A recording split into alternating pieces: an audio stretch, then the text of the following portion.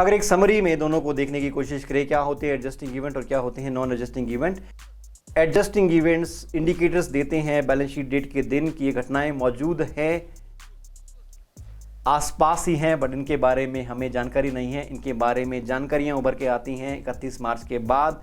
तो क्या इन्हें इग्नोर कर दे? नहीं कर सकते। इन्हें हम एडजस्ट करेंगे अपने पीएनएल में, अपनी बैलेंस शीट में, जहां भी दिखाने की ज़रूरत पड़े। अगर हमने कोई डिस्ट्रीब्यूशंस किए हैं, डिविडेंड डिस्ट्रीब्यूशंस किए हैं, अगर वो ज़रूरी हैं, हमारी लायबिलिटी में हमने दिखा दिए हैं, तो उन्हें भी हमें एडजस्ट करने पड़ेंगे। अगर हमने कोई ऐसे नॉन कैश डिस्ट्रीब्यूशंस किए हैं जिसके बाद, उस डिस्ट्रीब्यूशन के बाद एंटिटी का कोई कंट्रोल वैसा का वैसा नहीं है जैसा पहले था, तो उन्हें भी हम एडजस्टिंग इवेंट्स के रूप में दिखाते हैं। बट इन डिस्ट्रीब्यूशंस के बाद जो नॉन कैश डिस्ट्रीब्यूशंस हैं, उसके बाद कंट्रोल वैसा का वैसा रहता है एंटिटी का, तो वो नॉन एडजस्टिंग इवेंट माना जाएगा। उससे कोई फ़र्क नहीं पड़ा किसी की ज़िंदगी में। बट अगर फ़र्क पड़ता है, कंट्रोलिंग चेंज होती है, अगर स्ट्रक्चर चेंज होते हैं, और चाहे भले ही वो कैश में डिस्ट्रीब्यूशन ना हो, नॉन कैश एसेट्स की डिस्ट्रीब्यूशन हो, डिक्लेयर्ड है पहले से, तो उन्हें हम एडजस्टिंग इवेंट्स मानेंगे। और इनके इम्पैक्ट को, किसी भी घटना के इम्पैक्ट को जो हमने एडजस्ट की है, उसे हमें डिस्क्लोजर में भी बताना होगा।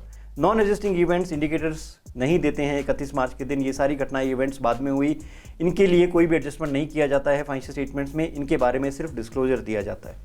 तो ये था Ind AS 10 events after the reporting date. इसके बारे में और गहरे से एग्जाम्पल्स हम आगे के वीडियोस में और ऐड करेंगे।